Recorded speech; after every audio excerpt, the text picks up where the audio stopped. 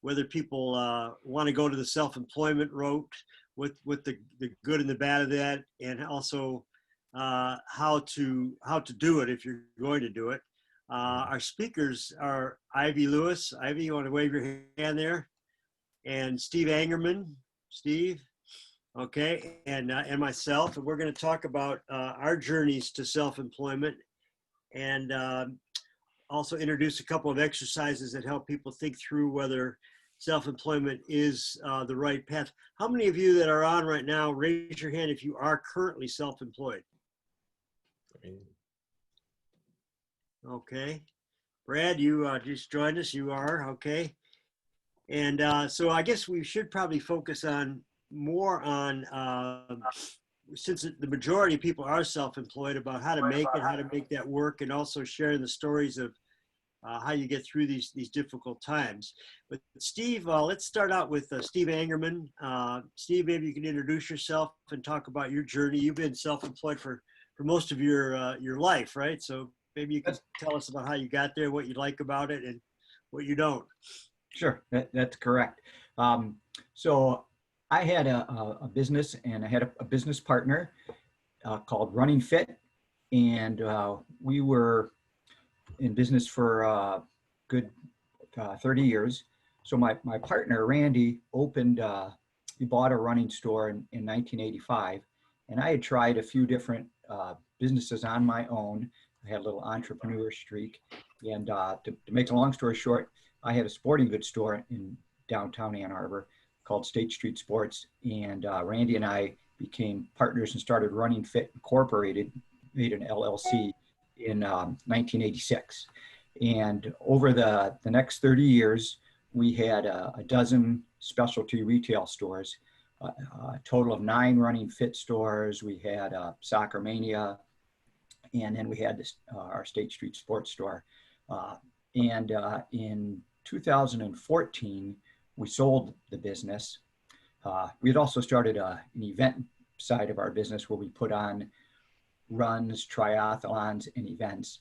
And we kept that part of the business, but we sold the retail side of it. And I stayed and worked for the company that we sold it to for 3 years. And then at that point, I left the business. So I had a little extra experience of being self-employed for 30 some years in my own business with a business partner, and then working for a company, and then now having a boss and people to report to and stuff. So that was kind of an interesting learning curve for me. But I found that when we're talking about some of the advantages and disadvantages of being self-employed, I found that it was a better fit for me. And I think, seeing I'm kind of preaching to the choir here, a lot of you are self-employed. We saw those hands there. You probably have had people come to you, friends, maybe clients and things, that they want to be self-employed. One of the things I would have, being I was in the running business and being that I've been a runner my whole life, I would have running friends come, oh yeah, I want to open a running shop. And I would always try to talk them out of it. And I would say over the years, most of them did. Most of them didn't pursue opening a running store, but a couple did that I've had friends with. So I would sort of share what the struggles and what you need to make that happen. And one of the things that I'll just pitch out real quick before I pass the torch off to Ivy here is that early I learned that one of the things that was the best supportive is really kind of what this is right now, was I sort of made my own little advisory group. So I had people that I had met through my industry, through the running industry. Some of them were other retailers. I mean, one really was Rob. You know, I met Rob early because he came in our sports store to buy tennis balls on a regular basis. So I created relationships, and I found people that I could use as kind of my own little personal advisory board to kind of help me through the roller coaster that somebody mentioned of being self-employed.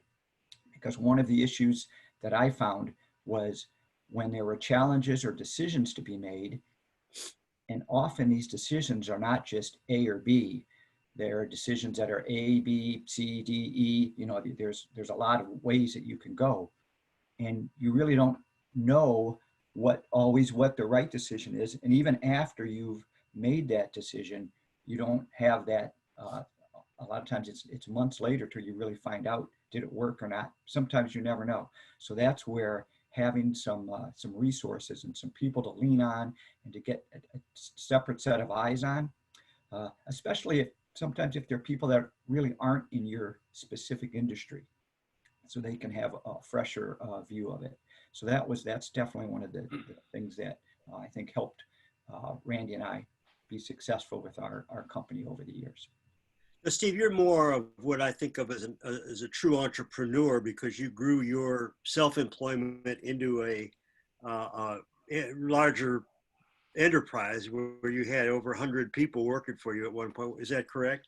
That's correct. Yeah. I mean, we started with one store, and honestly, we didn't have this business plan. Oh, let's open up multiple stores. What we really wanted to do was this goes back to Rob's a book when he talks about the sweet spot. We were two guys that were really passionate about running, and it was like, well, how can we make a living doing and being involved with something that we like and something that we love? And so that's where this idea of the running stores came. And ultimately, we had sporting goods, we had soccer. After a good 10 years, we dialed in on running because this is what we loved. And one of the things that we kind of joke about was when we would get sort of behind the 8 ball financially. Oh, we need some more money. Oh, well, let's open another store, and then we can get some more revenue in. So that's kind of how the business grew, and so it was a learning curve. And we were also very fortunate too that we opened it at the right time as the running and fitness boom kind of took off during the 80s and 90s. We kind of rode that wave a little bit. But certainly you're right, Rob. We weren't intending to have we ended up with a dozen stores at one point, and 150 employees over the state of Michigan. And that really wasn't our goal, but it was just sort of like one day we woke up and here we were. So it was a fun ride, very fun. Timing is everything. You know, it sounds like you got out at a good time too, because retail is being so hammered right now. That is correct. And again, we didn't really have an exit strategy, which is probably not a great thing. Ours was we were sort of in the right spot at the right time. But the decision then to sell was when we were looking as retail was going to more omni-channel. And, you know, here we're a couple of guys that were knocking on the doors of at the time of being 60. And we thought, wow, this is a whole new way of doing business. And do we really want to, you know, reinvent and learn that and go into that? At that point, we had hired people that did a little bit, but it was getting a little bit away from the structure of what we knew and what our skill set was. And so that was also one of the reasons we thought, maybe this is the time to hand it off to a company that does that. And the company that we sold it to was a group that was buying specialty stores, having them keep their name, keep their culture. It wasn't they were coming in and now we're going to make them all XYZ, the same store. They were trying to capitalize on the culture and the goodwill that we had built over several years, just as these other specialty running stores were around the country. Okay, we're going to do a format today of having everybody who has made this transition talk about their story. I know there's a lot of people out there that have gone through this, and I went through it probably 40 years ago myself. I started out as a clinical psychologist working in a state hospital system, working for children, and I was able to innovate and start a lot of family therapy programs and early intervention programs. But I really had the message from my dad, who was very unhappy in his job working for somebody else, that I should be self-employed. So I picked up that legacy and thought very early, this was back in 1979, that self-employment was the way to go. And I left my corporate job working for the state. I guess you can't get much more secure than that. We even had coffee hours every day, believe it or not. So there was nobody who was fired, nobody who, people just worked there and had their way to retirement, retired fairly comfortably. But my dad had urged me to seek self-employment, so that's what I did, and it's been interesting ever since then to never really have a paycheck, but always have to look for the incoming income from my clients. And I've learned a lot of different lessons along the way, and I've coached hundreds of people about whether they should or should not go into self-employment. So some of those people are on the line today, and we'll listen to them as they talk. Ivy, you want to go next and talk about your journey? It's a more recent journey, but maybe you can tell us about what you have discovered, what you love about it, what you hate about it. Yeah, sure. My recent entrepreneur journey is not as long as Steve's, but I share a little bit more failure story. So recently I went to an entrepreneur training seminar. They said entrepreneurship looks particularly attractive for people who feel undervalued at their corporate job. And very often is immigrants. And that was absolutely the case for me because my background is in automotive project management, working different corporates, constantly seeking challenge. And when I reached that comfortable point, I decided to start my first business 2015. But what I did is like Dr. Rob, you said, is ready and fire and then aim. I chased the trend. I started a sharing economy e-commerce website for people to rent designer purse to each other. Of course, it wasn't fully prepared. I didn't have a business plan. You can imagine how that ended. And then I tried the business matchmaking for companies with their suppliers. And that was just a gigs after gig, and you don't know when the next one come from.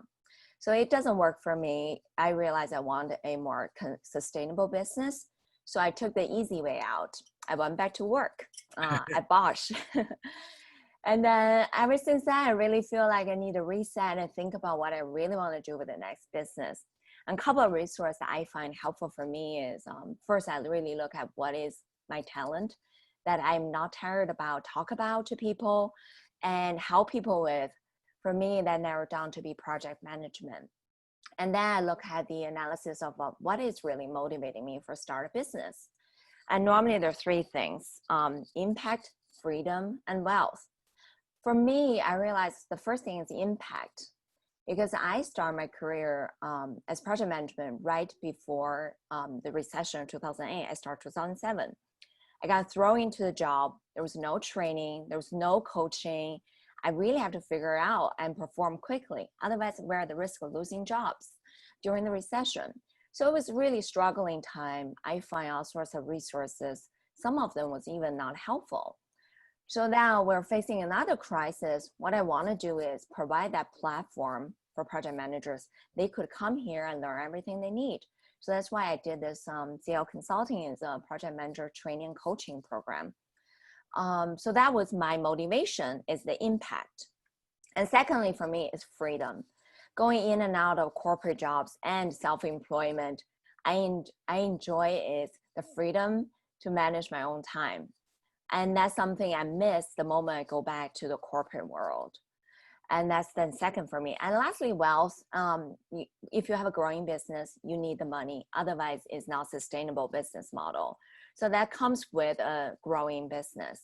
So for me, the first thing is impact and what I can offer. Once I put those together, it took me 3 years to start it because I was afraid. I was afraid I'd fail again. I was afraid I look stupid in front of my friends and family. And I was most afraid to give up that comfortable paycheck and month after month because I know when that paycheck come from. So going through that fear, one thing really helped me through one of the seminar. They talked about fear is selfish. It's selfish. Selfish, yeah. Selfish, Yeah. but courage is selfless. And really, if you look at why you fear, is because I look at the loss. Yeah. What would I lose? But if you turn it around and look at, what would you gain by doing that? Take that step. Actually become a lot more positive. So I finally pulled the trigger early 2019. And I always want to do things a little bit different, especially during COVID. In my last corporate job, I did lots of innovation work. So one thing I really like, they talk about is today, innovation is no longer about innovate a new product. The business wins in innovation are the business doing good at innovating business model. So I thought about how do I do my consulting business different, right? You guys know the old business model is always in-person meetings, in-person classes, in-person training. I thought I want to do something different, but I don't want to reinvent a business model. I want to borrow something that's already done. So I look a lot on the social media side, what they do with the digital marketing, all this influencer business model. So I decided to borrow that into my coaching business. So now everything's online. I have online course. I do influence through social media videos. I'm really going through this journey. Now still a very young business, but one thing I want to say is consistency is key. I certainly see results because I'm being consistent. And one thing about entrepreneurship is it's a domino effect. So if you take the first step, it's going to create a compounding impact. But if the moment you stop, then you got to go back and start a first step again. So that's one thing I've learned I want to share with you guys. Thank you. And could you tell us a little bit about the Chinese word that you talk about for crisis? Oh yeah. Yeah, in Chinese word, the word crisis is a phrase of two characters. The first character is danger. The second character is opportunity. So that means in Chinese, crisis is danger and opportunity. So that's where the saying come from is there's always an opportunity contained within a crisis. So if you look at it on surface, that's where it came from. But if you look at it in the meaning is you can always seek an opportunity in a crisis. It's about which angle you look at it. And opportunity is always around us. It's about who has ability to find it, the right one for you. That's great. And I want to keep getting these stories from people because this is what's really important. I mean, I find that they're very inspiring. And also it takes a while. Sometimes it's a challenge. You think you have a great idea and you have to shift on that, but it's a matter of keep trying. I think sometimes self-employment is like an experiment. You have to figure out what works.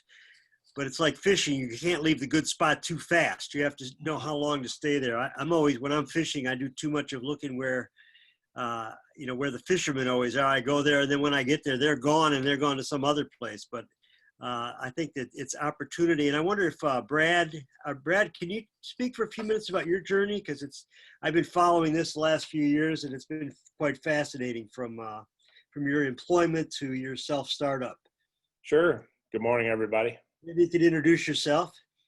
Can you hear me? Yes. Yeah, Brad Hero. I have Zing Media Group. I'm from Detroit area. I've been a media guy a long time, and it's funny because I love the topic because I started in media locally in Ann Arbor at a FM radio station in the 80s called WIQB when it was a rock station. Anybody remember WIQB way back in the day? Do you have longer hair, Brad? I did, yes. And I was 100 pounds lighter, maybe, a different person. I always thought of myself being in marketing sales as kind of self-employed anyway. And I learned early, and that took me through the media game all the way to, I was a corporate director of Comcast and oversaw building ad sales teams nationally. And so I did the big job, the corporate job. But I always felt like I was working for an entrepreneurial company, so I didn't really feel like I wasn't self-employed until we got so big at Comcast, NBC, Universal that it felt like a job. I left at that point, and I've been doing my own thing for about 10 years now, but primarily, I think because of my sales side and my service side of what I do, which a lot of entrepreneurial startup businesses suffer with or have challenge with, it's always been kind of straightforward, I feel, for me to be able to maintain clients because it's very much a service business. It doesn't take much for me personally to go out and say to a business, hey, you've got lots of challenges. The market and the media world has changed tremendously. It's gone digital, it's gone social. These have huge impact on business. Can I help you? and I'm here to serve you and align with you and help you do your marketing better and be on your team. That's always worked for me. And I've always felt like being self-employed gives me the ultimate freedom to be able to have whatever size amount of client list I want to work for, however hard I want to work, and whatever money I want to make. Scaling that and building the team out, we built a team of, we had 60,000 employees when I left Comcast. That's a different game, but I always looked for the independent people that had jobs as salespeople. I always looked for that entrepreneurial personality. I liked the person that said, I don't want to come in the office. I just want to stay out there and do my thing. So this new work from home thing is very interesting to me. I'm thinking about with my company and utilizing great companies like David's with co-working. If you're anywhere in the country and you have a laptop, I can basically help that individual do enterprise level marketing services for a small business client that desperately needs a good marketing program, even if they only have $1,000 a month to spend on marketing. It's a dynamic new world. So I love and embrace this. It's hard without this networking face to face. I like the face to face meetings. It's better to see Dr. Rob at the coffee shop. But other than that, yeah, it's been a fun journey, and I think now you can represent anything you want to represent. You want to be an Amazon, start an Amazon store and sell that. You can do that from your kitchen table. So, what is your business model looking like at this point, Brad? I know you've made a few innovations on it over the last few years. Yeah, the core model is the same really as it's always been all the way back. It's if I talk to a business owner, no matter what size, I've got national level clients, I've got local clients. It's very much, how are we going to build your brand? How are we going to put you in front of the right people at the right time on the right platform? How do you do that and represent yourself with social media? I mean, do you really think you can manage 9 different social platforms and create content effectively? And if you can't do that, then don't do it. Maybe you pick one. It's very much service to the business and trying to work with small business owners who we all know are kind of unique in what they think they should do and how they should do it when it comes to marketing. But yeah, that business has been solid. The other model that I always have a secondary model, a side gig, if you will, to the side gig, has been what Ivy was explaining, and that's working with individuals who I think have terrific potential to be influencers and build big followings and then monetize those followings. And that's a new model that's emerged and continues to emerge really tremendously. But they need the help to operate as a media company because they don't have media experience. So they still need those services. I coach them, I work with them. And the common upside is that they've built the business. There's a great one out there yesterday I was talking to, which is a gentleman who's down in Texas, who's he's a cook, believe it or not, like a chuck wagon cook, chef. He's got a following of 1 million people and doing about $450,000 a year in advertising revenue against his YouTube channel. And it's the greatest thing. He's 65 years old and he makes food recipes. So it's a terrific new world. His name isn't Gabby Hayes, is it, by any chance? No. No. And people are laughing who are my age, but nobody else probably is laughing. Gabby Hayes is a famous chuck wagon cook. It's funny you say that because a couple of my media partners are older people. I work with Eli Zaret, who does No Filter podcast now, if you guys remember Eli. And the Drew and Mike show that used to be on WRIF here in Detroit is now a podcast with about 180,000 listeners. So it's a new world. It's just exciting. I think it's very exciting what's going on now. I love the option for work from anywhere, but I think there's a lot of work that's got to be done to figure out how to help each other in this new environment. I'm going to call on a couple other people that I know. Annie, can you speak? Can you raise your hand, Annie? Are you up for a little talk? You've been self-employed for a few, many years, but it's mostly by yourself. So can you talk about that model? Sure. What Brad has just said has been a lot. It aligns a lot with my path as well. I came into the business 26 years ago, and also Rob's history, your history is a little similar also. My whole family has been, well, actually opposite. My whole family is basically self-employed, and the corporate world never really resonated with me. And a little bit of what Ivy said is back in the 70s and 80s, dating myself, I was pretty marginalized as a Jewish lesbian. So, you know, it was just a difficult time, and it was much better for me to just make my own way. This is my second company. My company is basically a website development and online reputation management.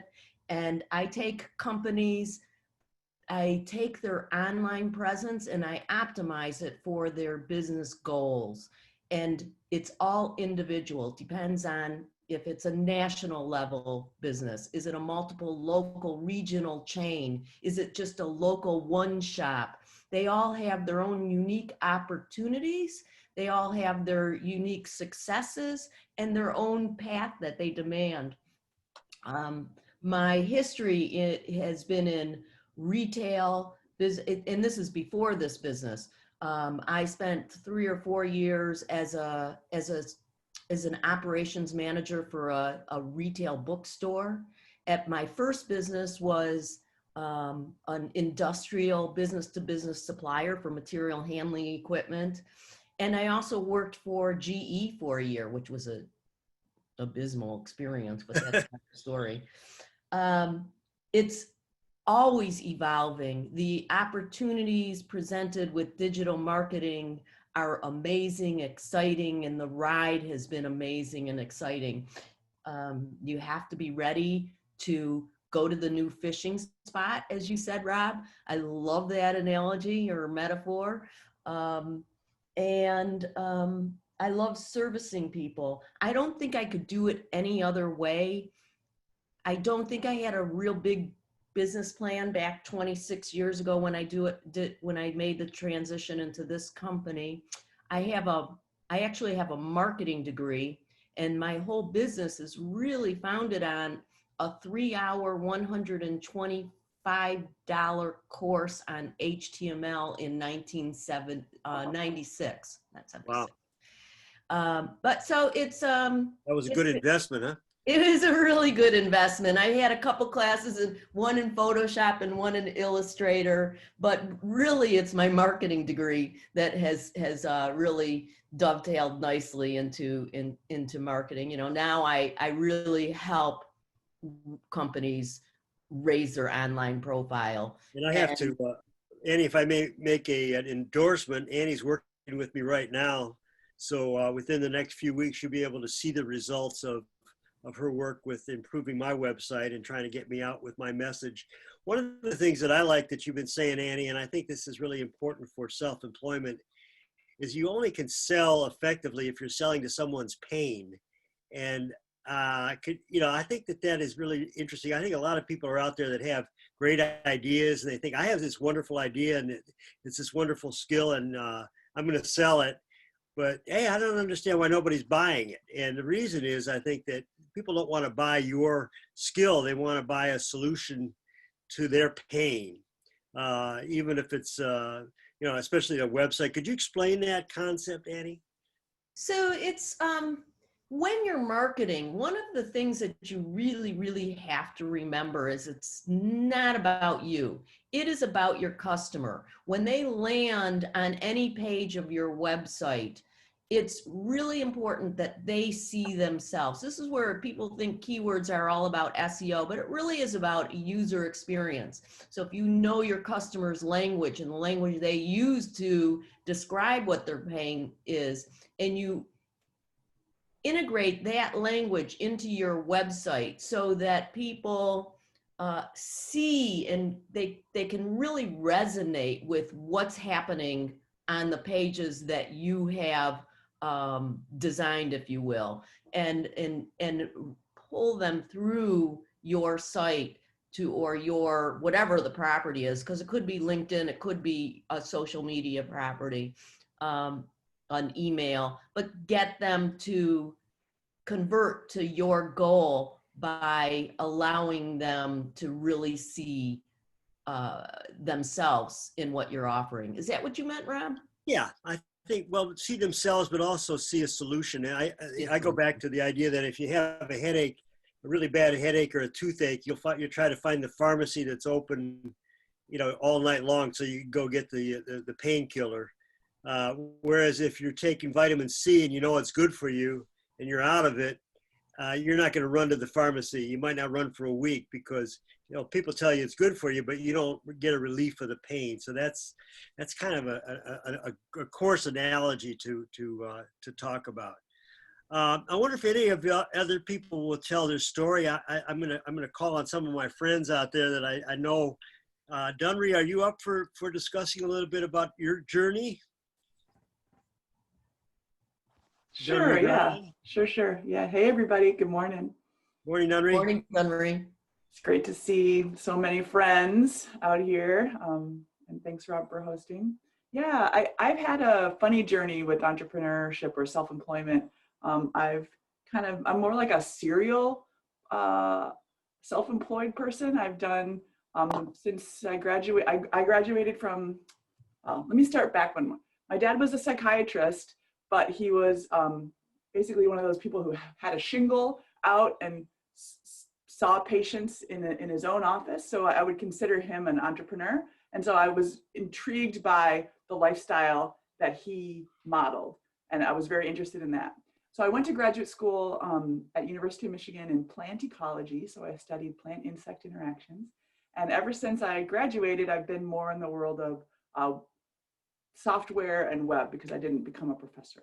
So I was employed for 5 years after I graduated, and then I was self-employed for a couple, employed for 7 years after that, self-employed for a couple, employed for 2 years after that. Now I'm self-employed again. So I go through this cycle of being employed and then going out on my own. So I'm getting better at it. When I go out on my own now, I know that I need more support. I need more social support. I'm a team person. And so having the support of people like Rob, people like the group that Rob creates, people like Ivy, people that I know and can seek support from, like I would a teammate if I was in a company job, that is really helpful for me to succeed. And that's one of the reasons why I tended to go back into a job periodically, because I tend to really miss that team aspect. So I know that if I've learned from myself that if I want to stay the course and be successful at it, I have to create that team. And I think Steve started out talking about that too. That's really important. So that tension between the need for independence and the need for freedom, and then the need for colleagues is one thing that I've kind of played with different homes that I've had. What I do now, I'm a marketer, and I focus on web content and metrics, web analytics for customers. I'm very interested in very early stage companies that don't have a role for somebody like me full time. So it turns out for me to do what I want to do with the type of company that I want to do it with, I need to assemble a whole bunch of them so that I can be occupied full time and they can pay, the amount that they need to sort of keep going as tiny companies.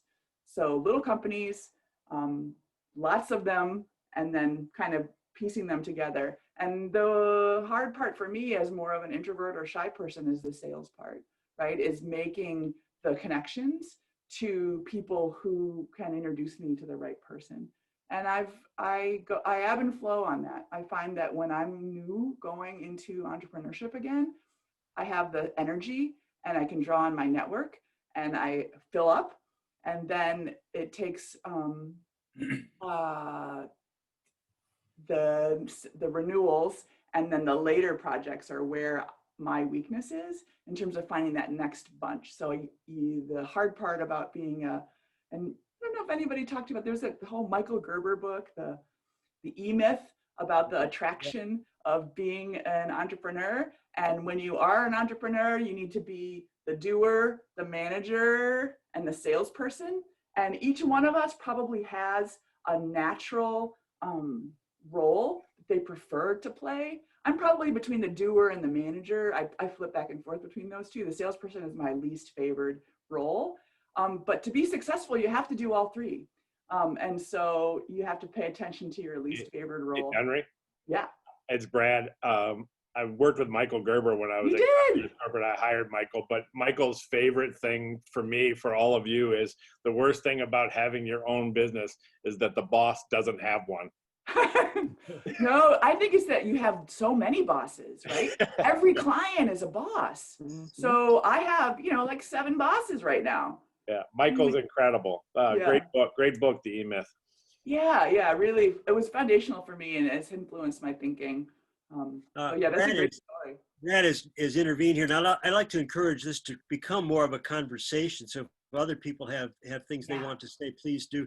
I think that one of the things, that you and I have talked a lot about this, and I'm really glad you brought up the sales piece, because when people talk about being self-employed, I say, are you willing to sell all the time? Because Right. you can't really be a self-employed person unless you're out there selling yourself. And no matter if you have one client, it's great because you have a lot of income, but that's like not being self-employed, because when that customer goes away, you have nothing. Yeah. And that's happened to me before. I've had great income for 6 months and then like, oh, I put all my energy into that. I forgot to market. Now I have nothing for the next 3 months. And that's a scary feeling. So that need to be out there constantly marketing. That's where Annie comes in, Brad comes in terms of the marketing. Doesn't have to be cold calling people, but it has to be finding some way to be out there. I mean, Leaders Connect for me is partly that forum. It's a way of me being out there monthly for years, and people knowing that I'm a coach, knowing that I'm available to help them solve their problems, and also refer them to other people that can help. So I think it's important to find that mechanism. Otherwise, you get lost in the sea of all the other consultants, all the other coaches, all the other self-employed people. I'm going to ask Jan to talk a little. Also, I have Yeah, go a ahead, point Annie. here around what Dunree was just saying in this topic. We can sit here as marketers and say all this, but really the hardest marketing prospect is to tout your own stuff, is to toot your own horn. Your own. That's because we're our worst clients. Well, we know where the warts are. But it is really, really, really hard to market yourself and it's much easier as a natural marketer to market other people. Yeah. So Annie, I'm gonna take what you said and ask people a question that you asked me, ask a favor, and that is, we're putting this website together. I could use some endorsements, and it's really hard for me to ask directly and send an email to Brad or Jan or to Dunree, all those folks out there that I've helped, David. But if you'd be willing to take Annie, could you tell them what I need? Yeah, so basically anything from 40 to 50 words, if you will, about a highlight of your experience with Rob. That's all. Just something simple, how he's helped you, something pointed and short. Okay, thank you. I was going to ask Jan to speak for a few seconds here about her business, because she's turned property that she's owned into a business. And I think that's kind of fascinating too. A lot of people are thinking about that with Airbnb. Jan, can you talk about your business? I'd be happy to. Hi, everybody. My name's Jan Davies McDermott. I own and operate Davies House Bed and Breakfast and Extended Stay Inn in Ann Arbor. And I also have a rental property in northern Michigan called Davies Cottage on Parrots Point, which is on Mullet Lake near Indian River. My journey started with a divorce. The man that I was married to for 30 years found a sweet young thing with a red convertible, and that was the last time I saw him. And I was left with a son who was finishing high school here in Ann Arbor, and a house with a mortgage. I was the director of health and safety for the American Red Cross here in Ann Arbor, and then ultimately started a revenue arm for the Southeast Michigan chapter. So I had been in health and safety.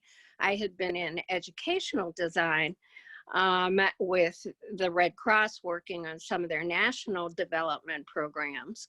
But I had now to face a significantly reduced income to support a property, and to make sure that my son finished high school in the same high school that he started. And so I took a look at what I had skills in. I've heard that from other people.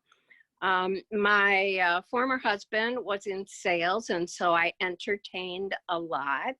I'm not from this part of the country. I'm from the East Coast, so we had guests in our home frequently. And so the two things I found I was good at was teaching and hospitality. And so I took the property. My first year's goal was to stay in the house. I took a class with the Center for Empowerment and Economic Development, and I wrote a business plan for a bed and breakfast. And the first year's goal was only to stay in the house. In other words, I could afford the mortgage and the electric, but I could not afford the taxes. So I had to make the taxes. The second year was to pay my share of my son's education, in addition to pay the taxes. And the third year was to put myself through school and my son through school and pay the taxes. And so for the first 3 years, I was doing two jobs. I had a full-time employment and I had the bed and breakfast. The bed and breakfast at that point was working mostly on weekends. Once John was finished with school, I made the decision to curtail the job with the American Red Cross and go full-time into the hospitality side. That's the courageous step, Jan. I mean, a lot of people never quite make that to leap from their secure job to the full-time entrepreneurial step, and that's what I call commitment. So good for you. Yeah. So at that point, I was also tapped by the Center for Empowerment and Economic Development to teaching my journey to other people about what I had learned along the way. And so the two skill sets came into combination with teaching and helping others, and then also the hospitality side. I've been in business now for 26 years. And I was petrified when the university shut down in March. I had a few very, very lean months with zero income. I had one young man who was stuck here from the Netherlands, whose project shut down and couldn't get back into his country. So I not only had the property to support, but someone who had no income, but who still needed a place to stay. And we have found that that kind of give back is what helps us set ourselves apart. We don't just provide a room. We help people with lodging solutions. We have 3 studio apartments, which was a pivot that I did back in 2008 and 2009 when there was a crisis. I put in 3 little kitchenettes so that people could be self-sufficient and not have to rely on just the bed and breakfast option.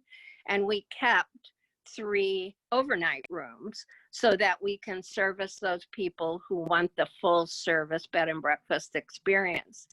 And this summer, to my surprise, and had I read the industry reports more carefully, I might have guessed, the cottage has been the savior, because people who are looking to travel are looking for places where they can control the environment, where they don't have to interact at a large hospitality facility with other people that they don't know. Janet, I'm gonna ask you a question. Do you have any openings yet for the summer, or are you all booked? We don't have anything until September 15th. Oh, We're full. good for you. I'm gonna shift to David Bloom, who's been out there, and David talked at the beginning. But thanks, Jan. I mean, your story is a really good one about how you come out of a crisis. It's a good example of what Ivy talked about: the crisis, and there's the opportunity and the need. You pull your skill sets together. You have a passion for it. You don't always have the money, but you limp along till you find it. Use the resources that you have, which in your case was the house and the cottage. So good for you. We all give applause to Jan for that. David, can you tell your story a little bit about, you've been in and out of business and working for people in consulting and self-employment. How's that going for you? Oh, it's going quite well, Robin. Thank you. To those who don't know me, hi, I'm David. I'm an entrepreneurial and investor coach. I've been doing this off and on for 30 years, which is probably why Rob tapped me. Used to be working for big companies. I was with IBM. Anybody remember the Burroughs Corporation before it was called Unisys? And then I got kind of sucked and suckered out of that into a startup that a classmate from undergrad had started. And he said, well, I would love for you to join this startup. And this was in the 80s. I mean, joining a startup in the 80s was beyond insane. But I had a very supportive partner. I always thought of you as beyond insane, David. Thank you very much. I take that as a compliment. Did that startup, and then I got recruited into another and another. And in between the startups, I had a partner with a steady income. That was the low ebb of our roller coaster. Sometimes I was making more, sometimes less, but there was always a floor there. So I had that safety net to help me build up my. You had healthcare coverage. Yeah, and I had my healthcare, but mostly it was a confidence thing, Rob. It was this notion that I didn't have to measure my value in the economy on economic terms. And I had a couple of really good coaching engagements with CTO, CEO, with teams, and they started identifying that the business accelerator that I had started back in the 90s, Factotum, that the value to them was in business transformation. A startup is a temporary organization in search of a repeatable business model. And what you find is that a mature organization goes through that. Say that again. I think that's useful. It's a quote from Stanford. So think of a startup as a temporary organization. It's not a small company. It's not a proto company. It's not a company at all. It's a bunch of people looking for a business model. This is kind of picking up on what Ivy and Dunree were saying earlier. And using a process called Lean Startup and Customer Development, I help them find their business model.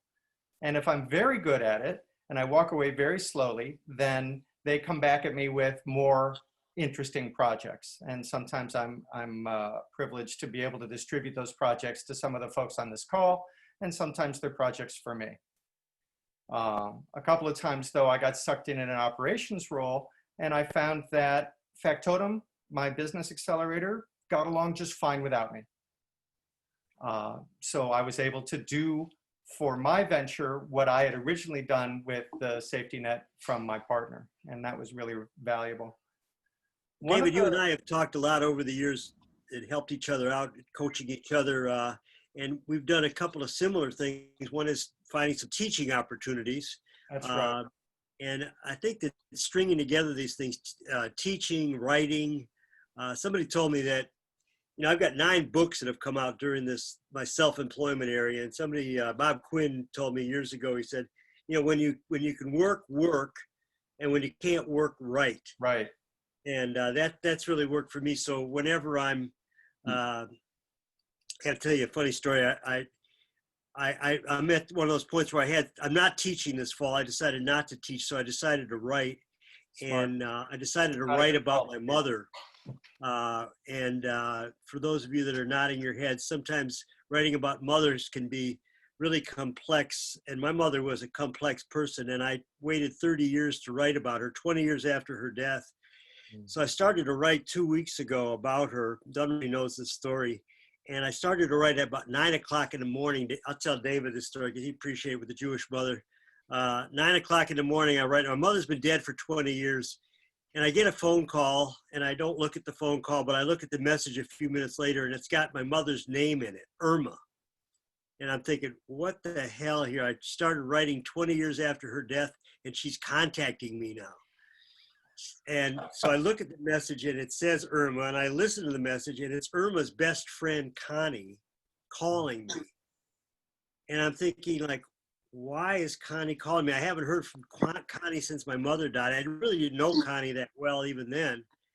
So that night I call back Connie and talk to her, and I figure it's just coincidence. She's got something to tell me. No. She's going to ask a question. Her husband died or something like that. And I said, Connie, what prompted you to call? Why are you calling today? She said, oh, God told me to. I said, what? She said, yeah, God told me to call you. So I've been freaked out ever since then. If anybody has an explanation of that, please send it along. David, I called Connie back, and she said there's a Yiddish term that describes it. Bisharat? Bishrat. How do you spell that? Well, Right. I don't speak Hebrew, and Yiddish has got its own kind of Well, what does the word mean anyway? I try to look. all Yiddish words have two meanings, as you know, Rob. There's the literal translation and the cultural. The literal translation is coincidence, or more like deja vu, like something happening that is a recurrence. But the cultural translation, this is coming from my Jewish grandmother, is that there are connections that we do not see or understand. It's almost Kabbalistic. Where the universe is this marvelously complex organism, and we can't possibly see why Connie called you at that moment, except that, as she said, God told her to. So that's her explanation for this complexity. Can you repeat the word? Bishrat. It's not bashert. That's a little different, right? That's luck. Yeah. We'll have to look up the Yiddish dictionary. But Annie and all the other Jewish friends out there, does this message tell me to stop writing or to keep writing?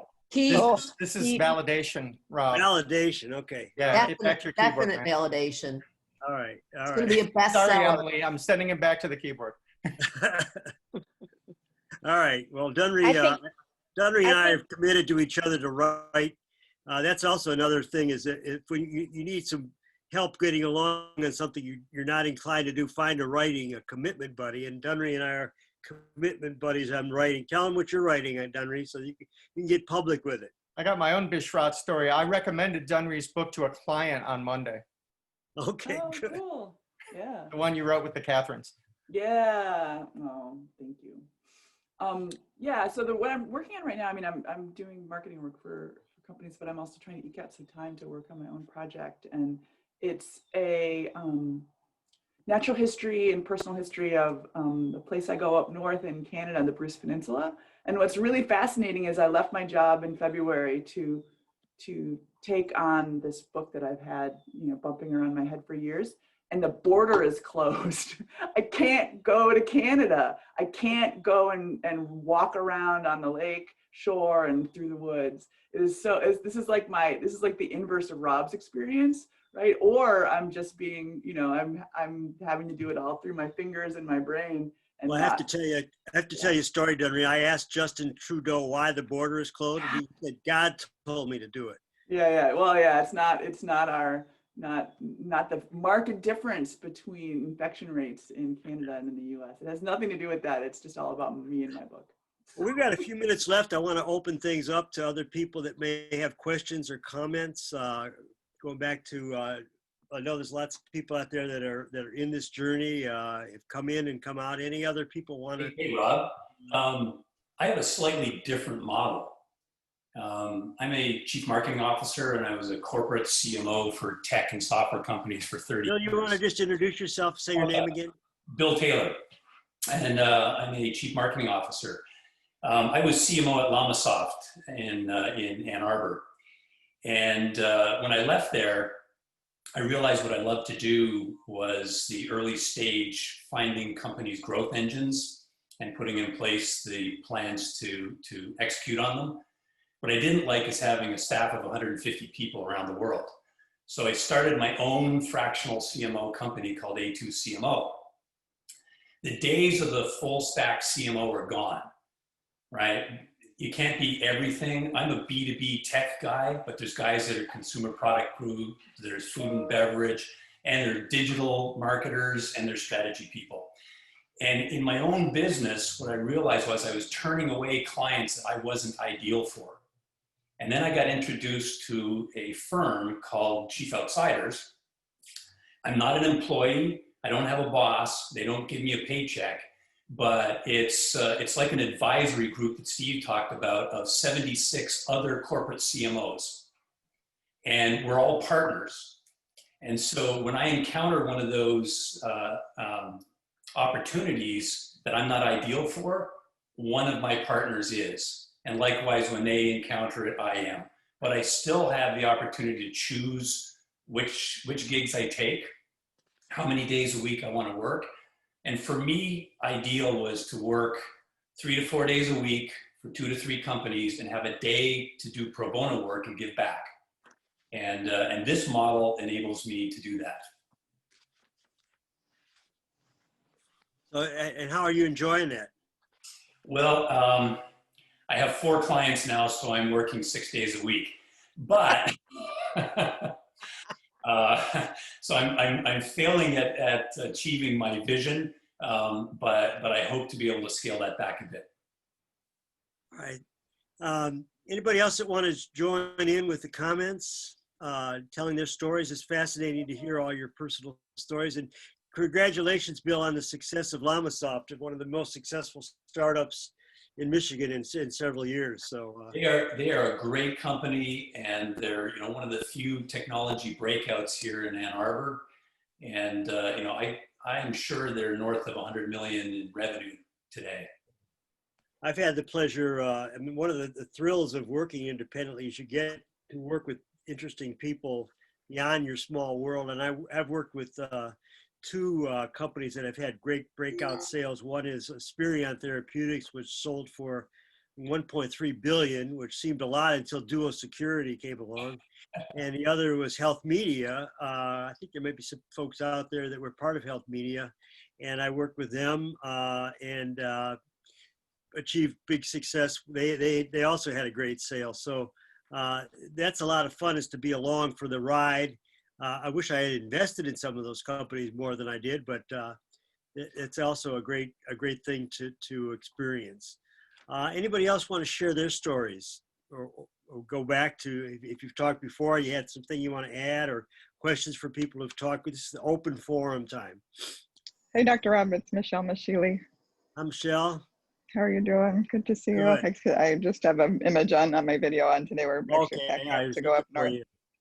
Yeah, my story is that I've been wanting to prioritize my family, so I've always worked part-time. Sometimes I've worked 3 part-time jobs. I've worked for you. I've worked for Running Fit, so I know Steve Angerman. I worked for Amy Sell. I went in and out of the job market for a long time, and then when my children were grown, friend that I met through someone else suggested I start a business of college application advising. And then I worked with you at Ross. Yep. With the students when I was still beginning that business. So talk about taking away people's pain. The college apps process this year is very, very different without going to campus. There's just so many changes. So in the beginning of all of this, I did a lot of volunteering and I had a big network that way, but it was really important to expand my network and work with you and Amy Sell and Steve Angerman and Meet Dunry, and she helped with my website. So I think this is a very generous community, and if you need something, tell people and they'll be happy to help connect you. And so my takeaway is just tell everybody what you're doing, and people like Dunry will suddenly appear in your life and be able to help you with your website. But it's a very generous community. So thanks to all of you for helping me along my path. I went from stay-at-home mom to working for one organization as a consultant. Kind of went from 0 to 60, and I was working 60 hours a week, and it was just too much. So finding you know, keeping with my life's goals of wanting to prioritize my family time.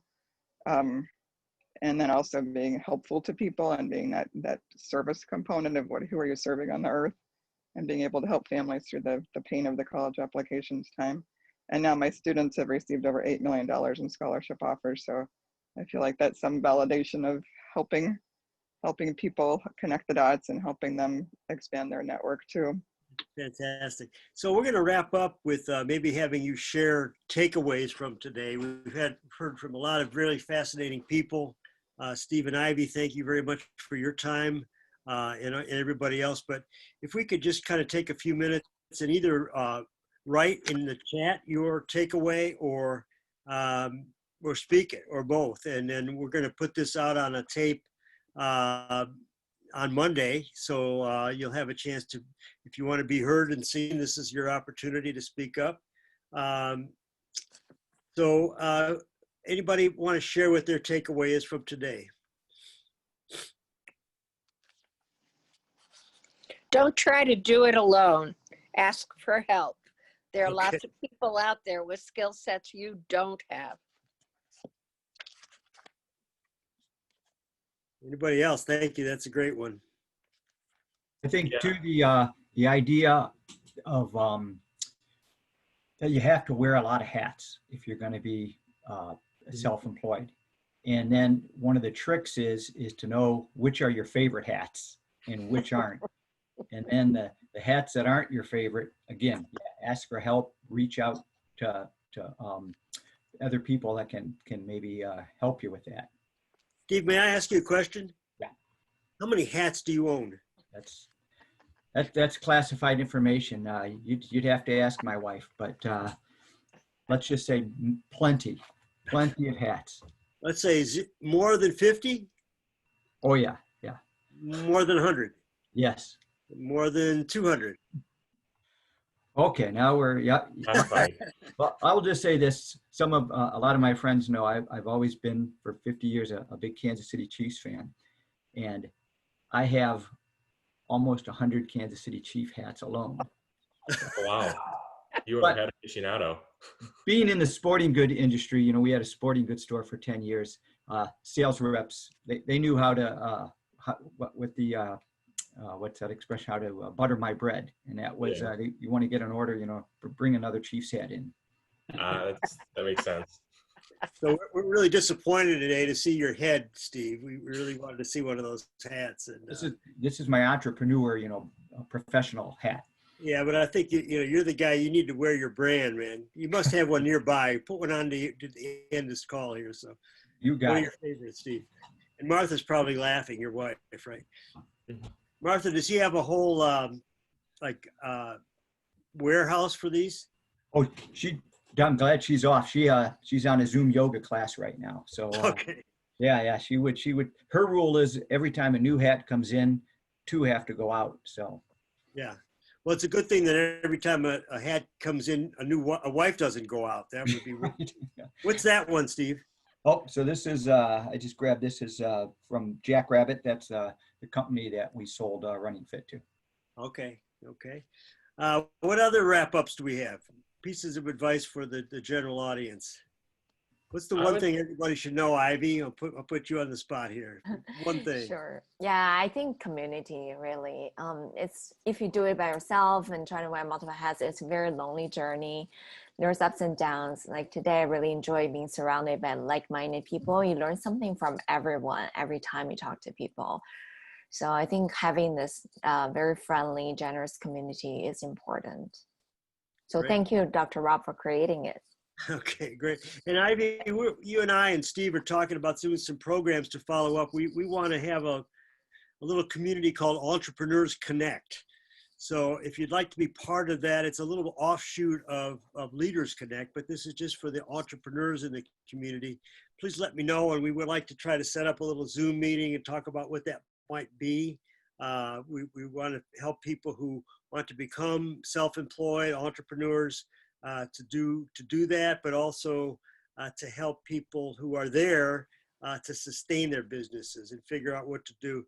And this is interesting in terms of just life cycle too, because you know, we're right here, we got people who've been doing it for 30 years. We have people who starting at, you know, in their 50s or 60s, and we have people who are coming in and out of it. So it doesn't have to be one model, but there's a lot of ways to keep it going. And I think it's a joy, but it's also scary at moments. So who do you call on in those scary moments? Anybody else want to wrap up So with? I also, I do. I want to wrap up with Ivy's words on crisis, and the fact that as a business owner, you can be putting out fires regularly, or you know, even if it's once a year or whatever. But I love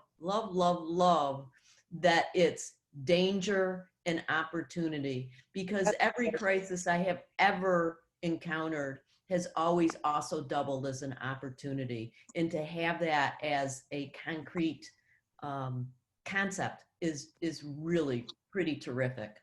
Could you post that letter, Ivy, that Chinese, what the Chinese word looks like? Yeah. Okay. Yeah. I'll type in the chat. All right, that would be interesting. And I want to say, related to that about fear, because I think a lot of people think, well, self-employed people, entrepreneurs don't have fear. And that's a big myth. I mean, fear is part of it every day when you're self-employed, because you just don't know, and you're totally relying on yourself. But I think the thing is that people react differently to fear when they're self-employed and entrepreneurs. And instead of fear being something that stops you, it's something that motivates you to keep moving, keep taking action. It's not something to make you stop. And I think as I'm aging right now, and you know, I've got to learn that, because it's easy to be fearful when you're getting older, like, oh, I can't play this sport anymore because I'm going to hurt myself. But you have to keep going and try to adapt and find ways to make it work for you. Thank you for posting that letter. I think I might make that a t-shirt, Ivy. That would be a pretty cool t-shirt. It'll be our Entrepreneurs Connect t-shirt, or make it a hat like Steve. Oh yeah, Steve. Here we go, new business. Opportunity business. All right, folks, we're going to wrap it up. Thank you very much for participating. It's a very lively conversation, and let's keep moving. Let's keep connecting. Entrepreneurs Connect. Maybe we can get this rolling in the next couple of weeks and get everybody back online and talk. How can we have a community that really supports the local self-employed and entrepreneurs in the community? So thank you all very much today for joining. Thank you, Emily, for hosting this, and any recommendations you have to make this better, let me know. One thing that we saw is that it's not easy to sign on, so we have to figure out how to fix that, so we don't have any trouble signing on if you signed up through Leaders Connect. Thank you very much. All you have a good day. Remember that, say it, Ivy, one more time. Danger is? A crisis is danger plus opportunity. So there's an opportunity within a crisis. All right. Thank you very much. Bye, everybody.